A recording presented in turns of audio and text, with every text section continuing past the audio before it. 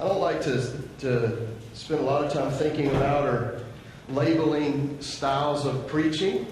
But if I were to describe sometimes my style of preaching, it's really a teaching preaching. So there's a lot of mixture. Sometimes it's more heavy preaching than teaching, and then sometimes it's more heavy teaching than preaching. I think today, as far as like my prep goes, that there's going to be a little bit more teaching today. All right, so I'm just preparing you for that.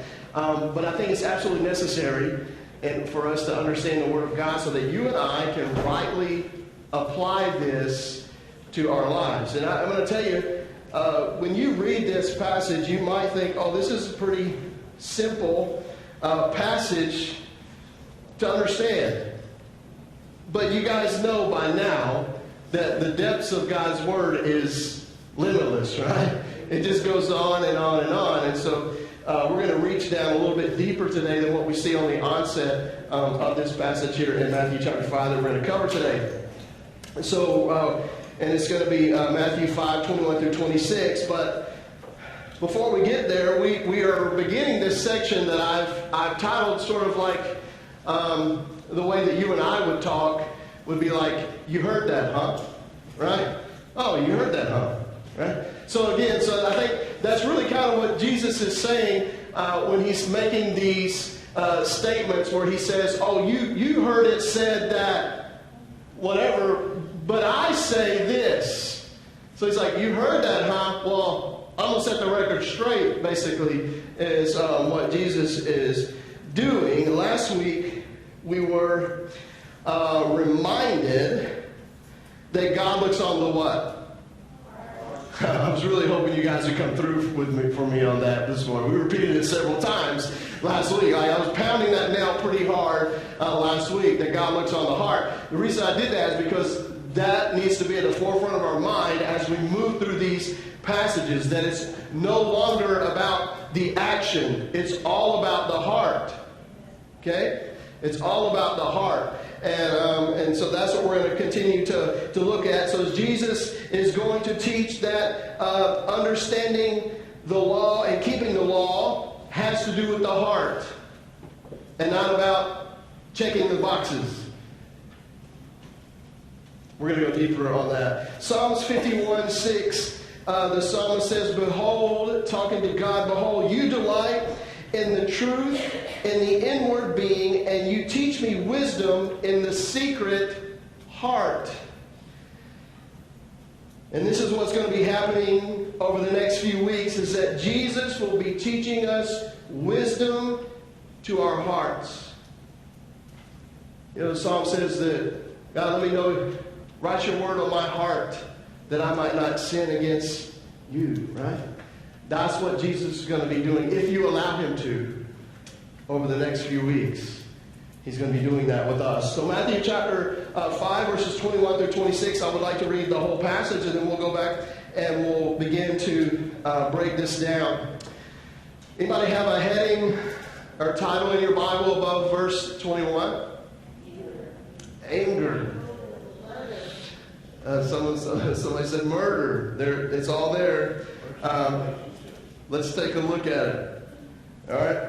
Verse 21. You have heard, you heard that, huh? Right? You have heard that it was said to those of old, you shall not murder, and whoever murders will be liable to judgment. But I say to you that everyone who is angry with his brother will be liable to judgment. Whoever insults his brother will be liable to the council, and whoever says, you fool, will be liable to the hell of fire. So if you are offering your gift at the altar, and there remember that your brother has something against you, leave your gift there before the altar, and go. First, be reconciled to your brother, and then come and offer your gift. Verse 25, come to terms quickly with your accuser while you are going with him to court, lest your accuser hand you over to the judge, and the judge to the guard, and you be put in prison. Truly, I say to you, you will never get out until you have paid the last penny. Jesus is bringing a little bit of clarity to the law here. So I would like to just begin just by breaking things down. And then we'll get into, again, the nuts and bolts of these things. Verse 21 said, "You have heard it was said to those of old." And I want to clarify who to those who of old are, because it's going to mean something of why Jesus is addressing it this way in front of the scribes and the Pharisees. So to those of old, again, this is the battle that Jesus is fighting right now with this. We have these scribes and the Pharisees that were the religious leaders and teachers at the time, teaching the people, though, they were teaching the people traditions that were passed down from rabbi to rabbi. So obviously it began with the law of God, right? Handed down to Moses. But then over time, those teachers, the rabbis, began to come up with their own commentaries and be able to come up with their own practical ways to live out those laws or how to keep the laws. And so those traditions, so as you were a rabbi, you had students under you, and so you would teach those traditions to your students as their rabbi, and they would carry them out. And sometimes you would have status, depending on who your teaching rabbi was, you would have more status amongst the... Anyway, that's the system that was being created, right? So you guys understand how we got to this point that we're at right here where Jesus is addressing this.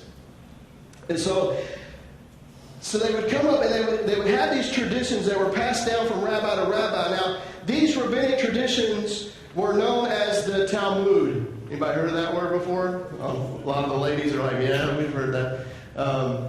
Talmud, and that's what it was called. And in the Talmud, you had two parts. You had the Mishnah, which was the oral Torah.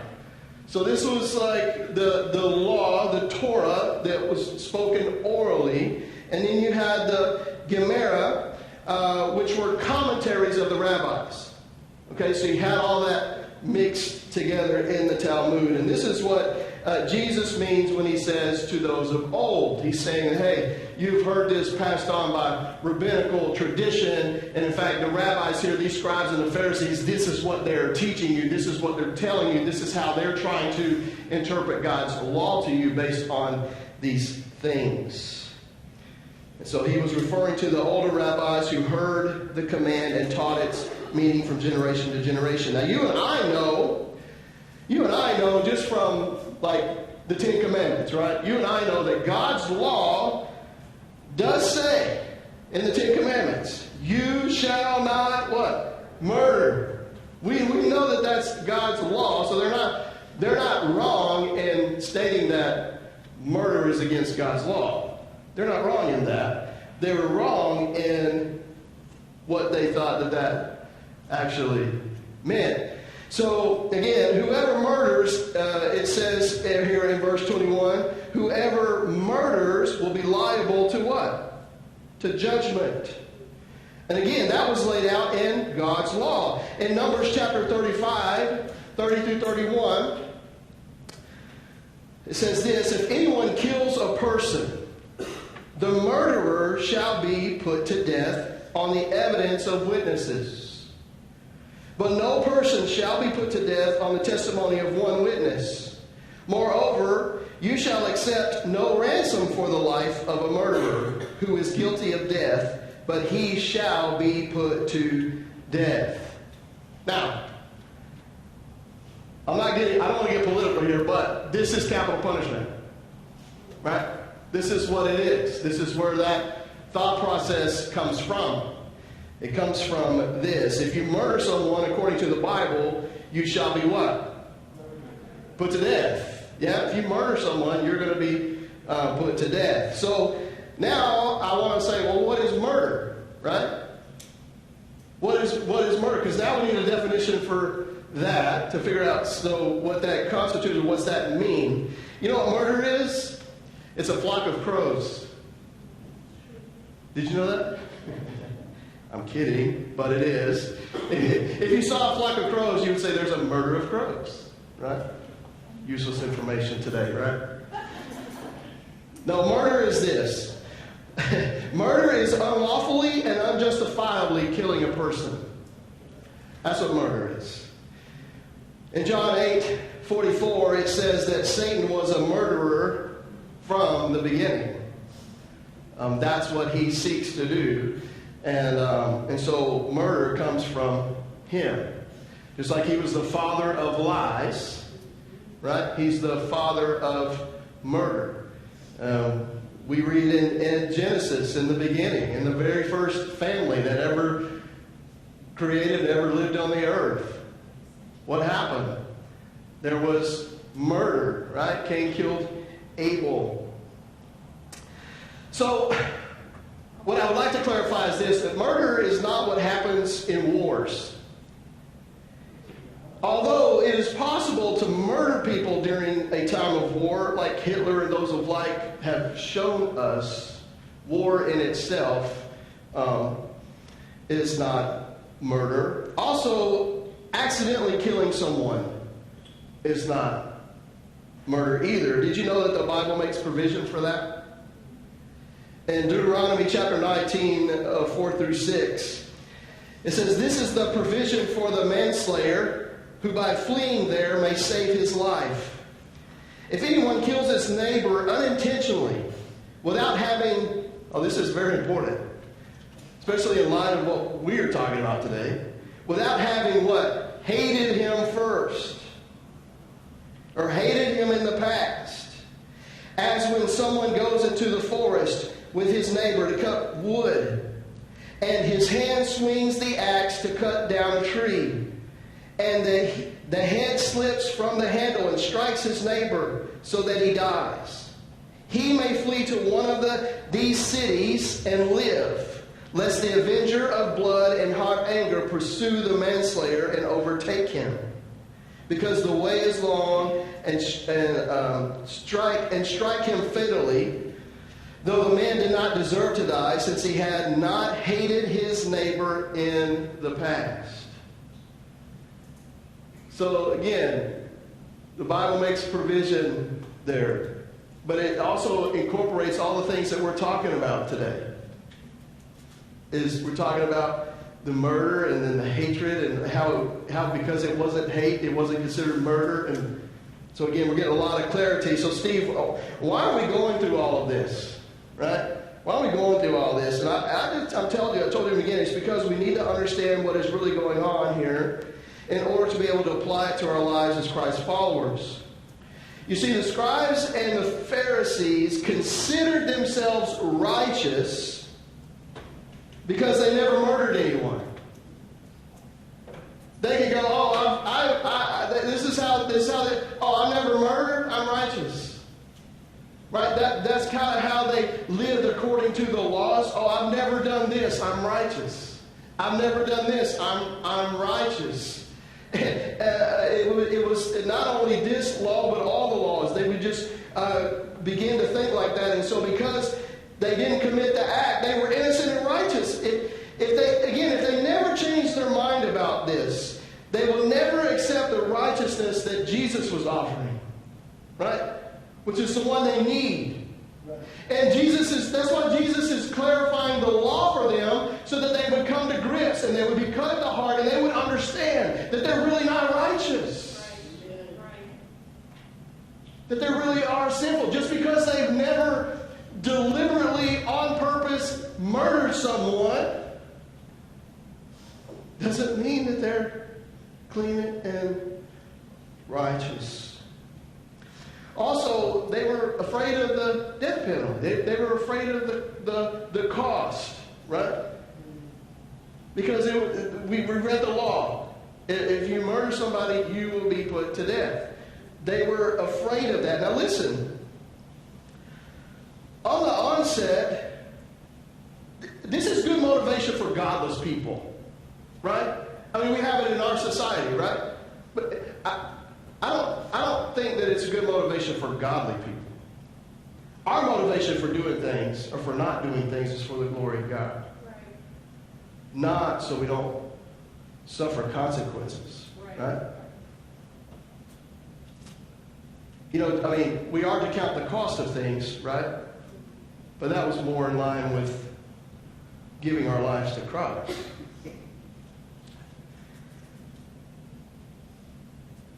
So their motivation was for not murdering was not to be put to death. But again, but for those who believe in God and follow Jesus, our motivation is a heart change. It's a heart change. It's the renewing of our mind.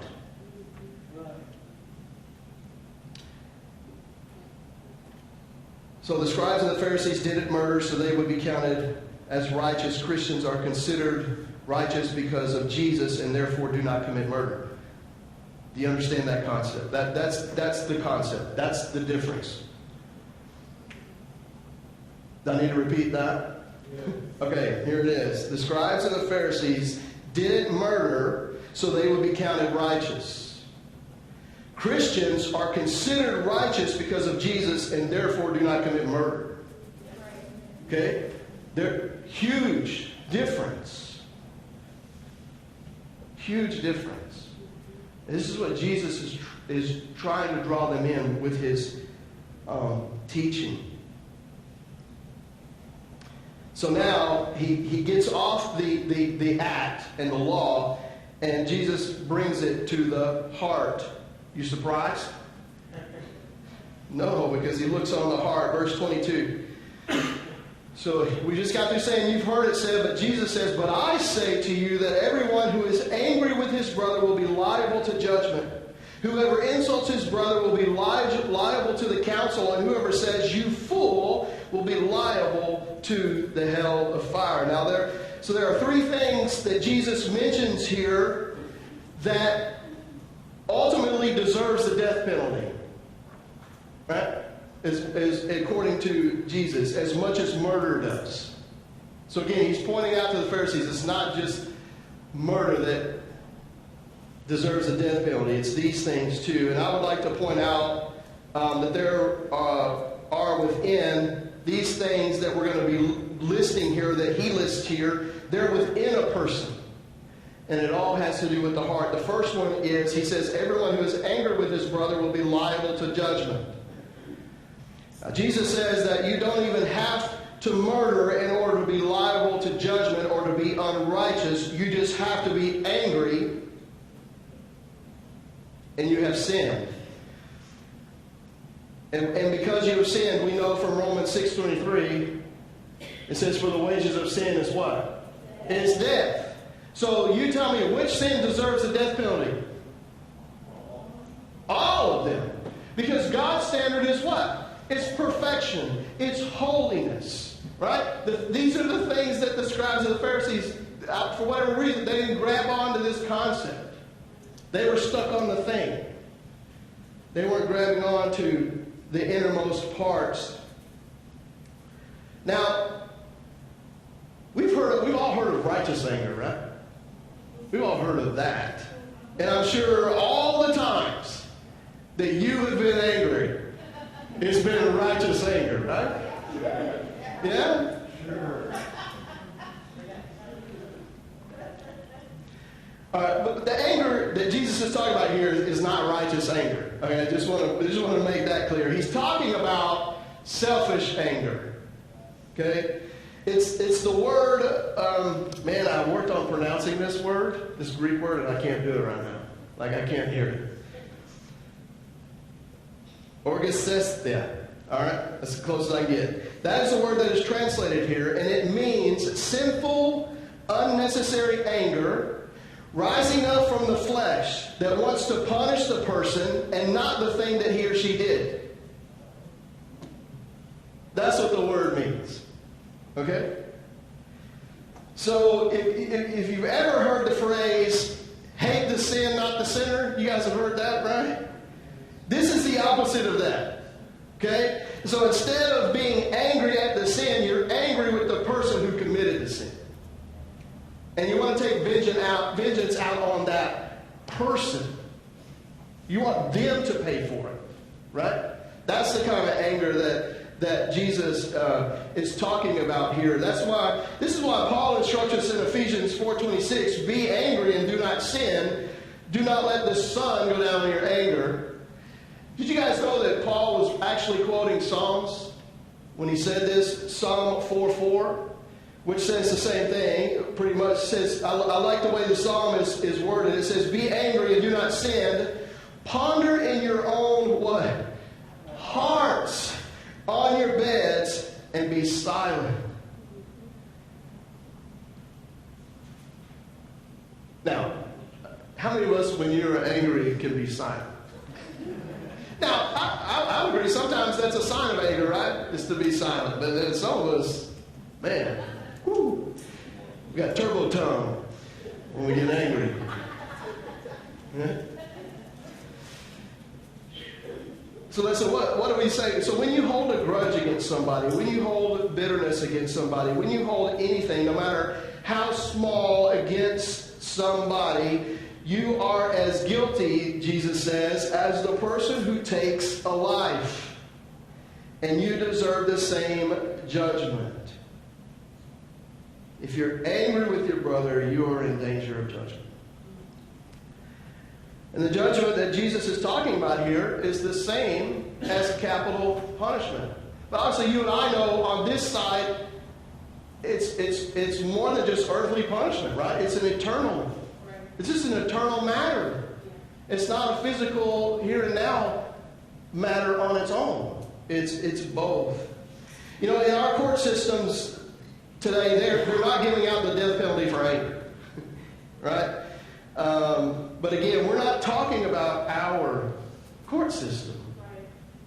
We're talking about God's court system.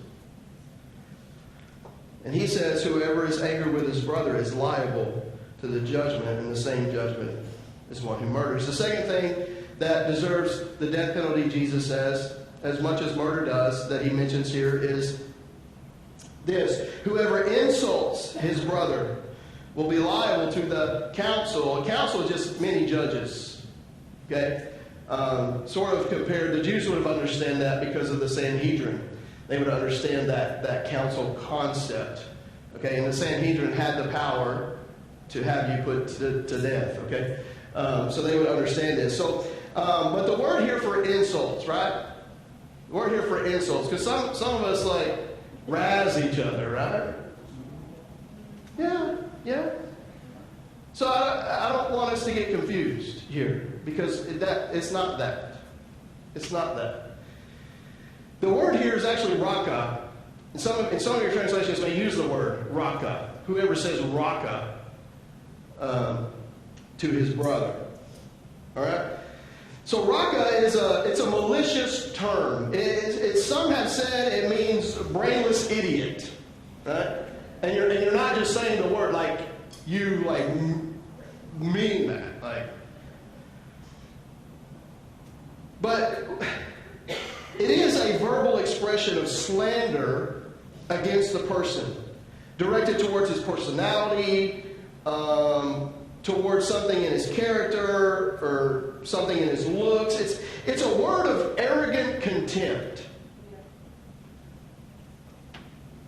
And it's a word used by someone who despises another. You see where we're getting? It's beyond. It's like deep-rooted feelings and emotions. If you despise somebody. It can also be compared to when someone cuts off someone in traffic and they tell you're number one.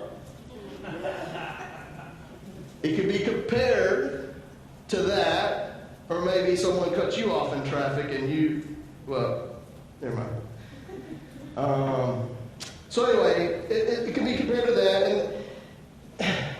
And so it can also be compared to what they did to Jesus when the scripture said that they mocked him, as in Matthew 27:29.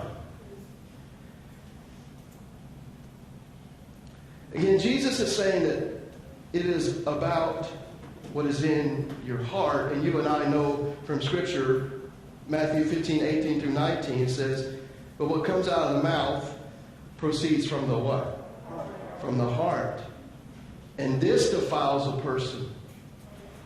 For out of the heart come evil thoughts, murder, adultery, sexual immorality, theft, false witness, slander. Those actions begin in the heart. In the heart. The third thing, and as a kid, this was talked about all the time. You shouldn't call anybody a fool, right? Like actually using the word fool. That's what I was. Don't use the word fool. Don't call somebody a do that. The Bible says, right? So again, understanding the translation, understanding what things mean. I mean, because the third thing that is punishable by death, whoever says, "You fool," will be liable to hell of fire. Mr. T's in trouble. The Greek word here is moros, which we get our word moron from. It also comes from the Hebrew root mara, M-A-R-A-H, which means to rebel. And in the Hebrew Bible, a fool was one who rebelled against God. So this is to call someone a rebel against God. We also have a term for that, right? Right? Angry with somebody, we could use that. Look, that's serious business. Now, if it's true, right?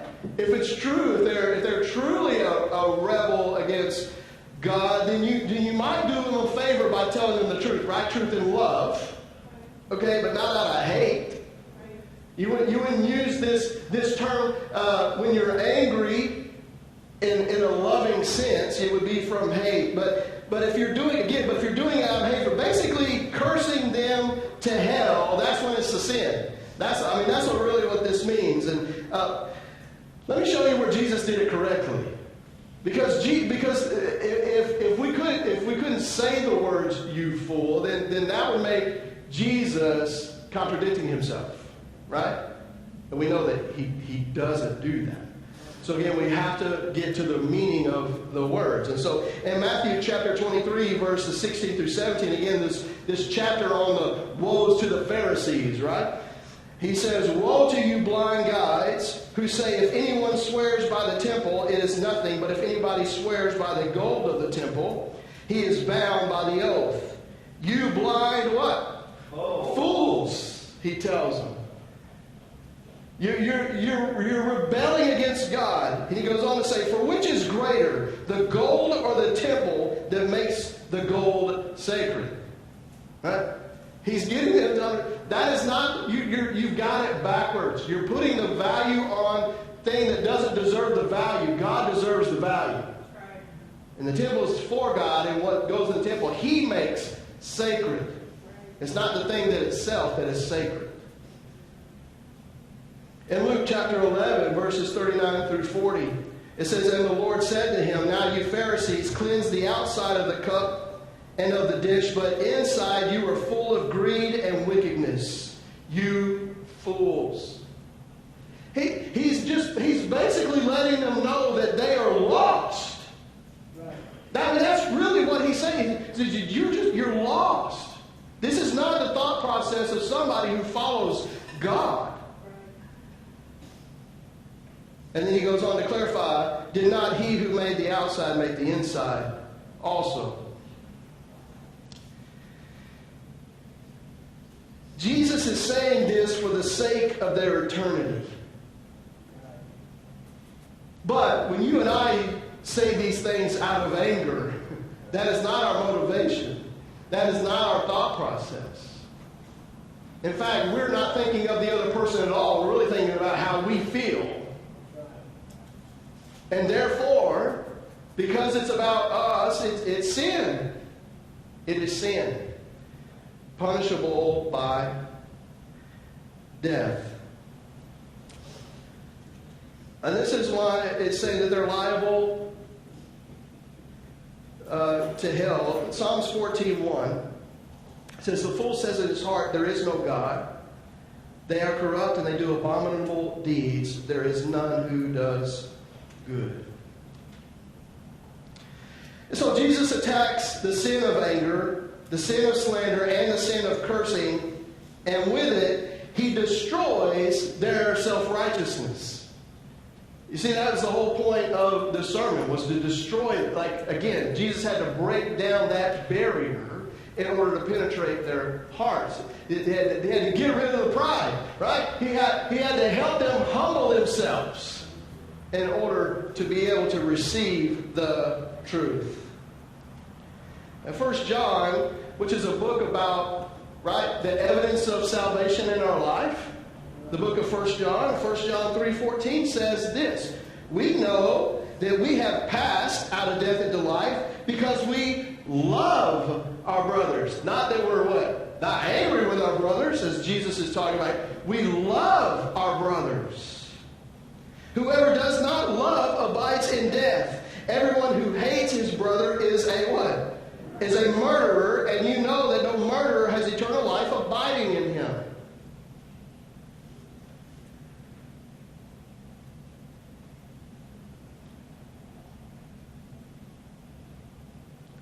Jesus tells us in Mark 11:25, because of the seriousness of this is what he says in Mark 11:25.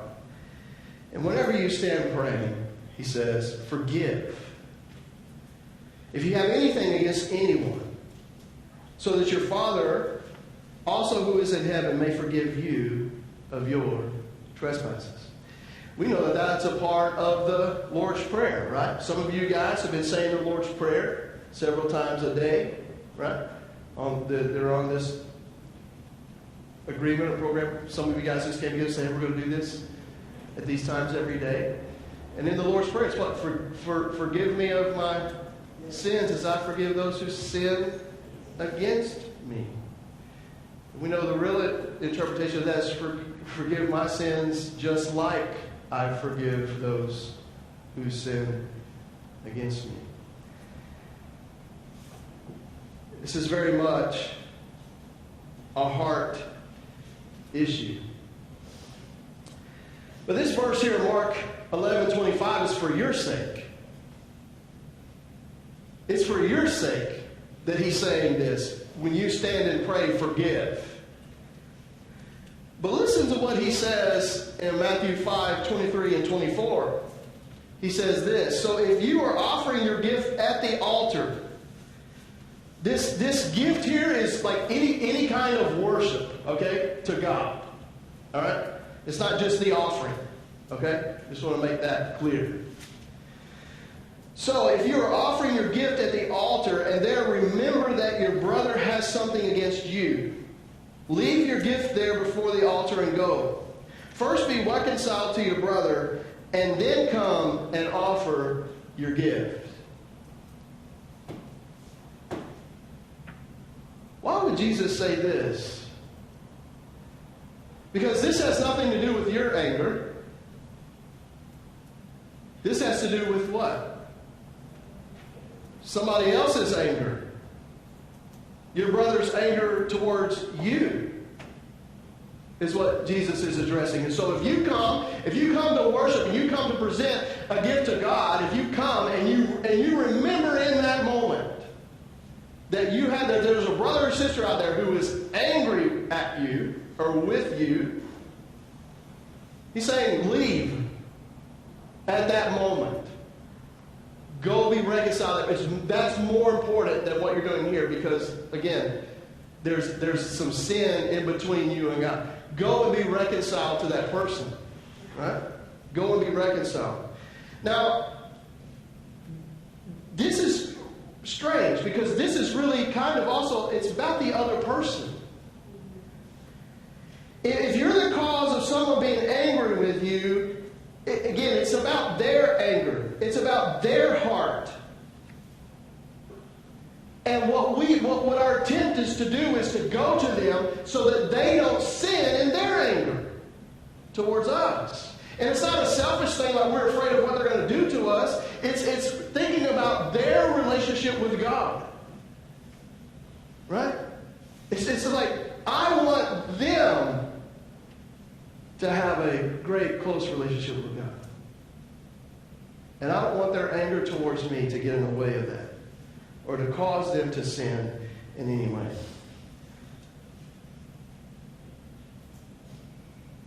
In Romans 12:18, it says that if possible, So far as it depends on you, live peaceably with all. So again, if you've gone to a person and you've tried to reconcile and they are unwilling, on them. Okay? But if your pride hasn't let you take the steps to go try to work it out, that's on you. Okay?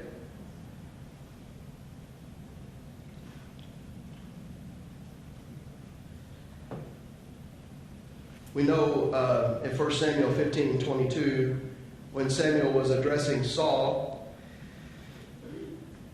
it says this, and Samuel said, "Has the Lord as great delight in burnt offerings and sacrifices as in obeying the voice of the Lord?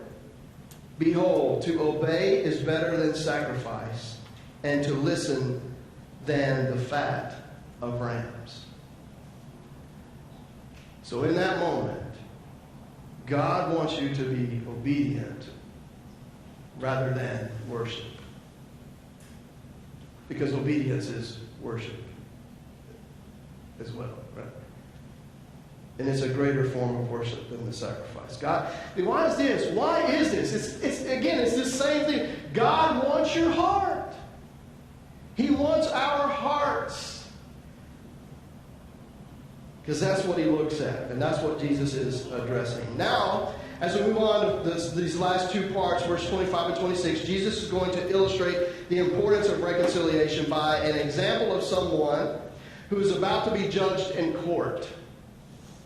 And so he says in verse 25 and 26, "Come to terms quickly with your accuser while you're going with him to court, lest your accuser hand you over to the judge, and the judge to the guard, and you be put in prison.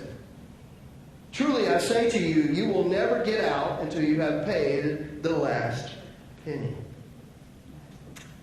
So what we learn here in this illustration is that not to be reconciled with someone could have disastrous consequences on a human level. Like you could be taken to court, it could go all that far. You could be sued, you could be all of these things. And that can have disastrous consequences, but you and I know that not being reconciled to God, the consequences are more disastrous. Because they are eternal.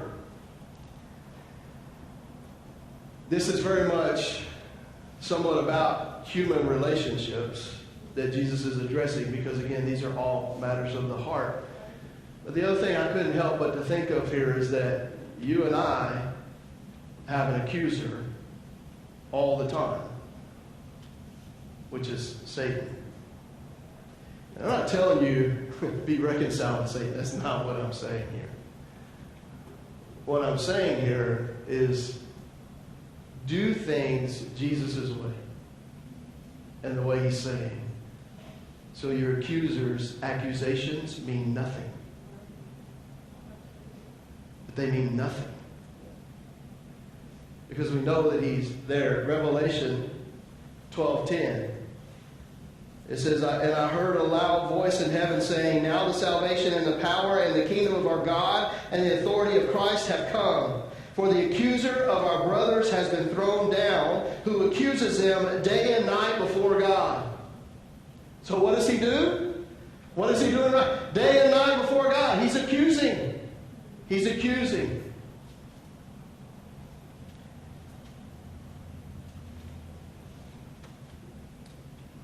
But then verse 11 of Revelation 12. "And they have conquered him, the accuser, by the blood of the Lamb and by the word of their testimony. For they love not their lives even unto death."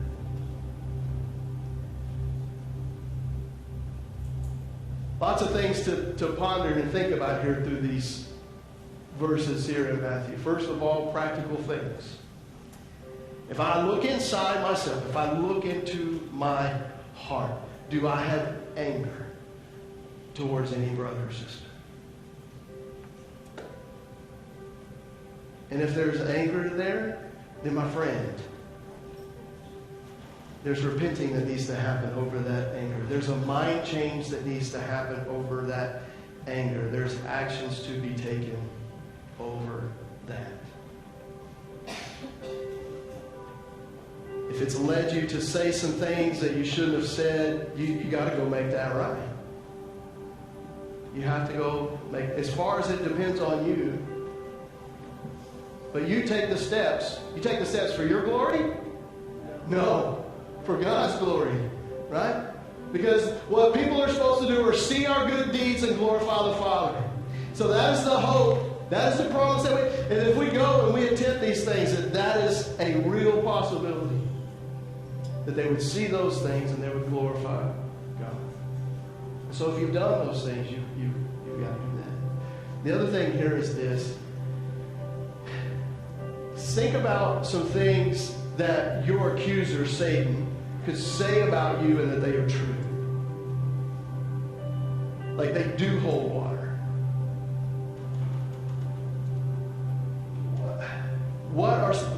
What could you do to make that truth about you go away? Now, obviously, it's the blood of Christ, right? Salvation is the number one key to that. It is the key to that. Salvation, the blood of Christ. Who can accuse me if when the judge who looks on me sees his son, Jesus? We can only do that when we give our lives to him and follow him. And then we have that covering. We believe that he died and rose again for that purpose. Is so the accuser's accusations would not hold water. But we're also told over time and time again that we should need to confess our sins, even as believers, like even more, right? Even more as believers, we need to be confessing. A life of a believer is a life of repentance. It's a life of this becoming more and more like Christ, the sanctification process. And so when you think about that, and you think about, well, what are some things that are unrepentant in my life, or what are some things that I haven't confessed that when Satan accuses me for, they could be true? I would just, let's just clear that. Clear that too, along with all of these other things. And so we're just going to take just a few moments to do that right now, in this time. Spend time with God, talking to him about these things before we are dismissed. Let's do that now.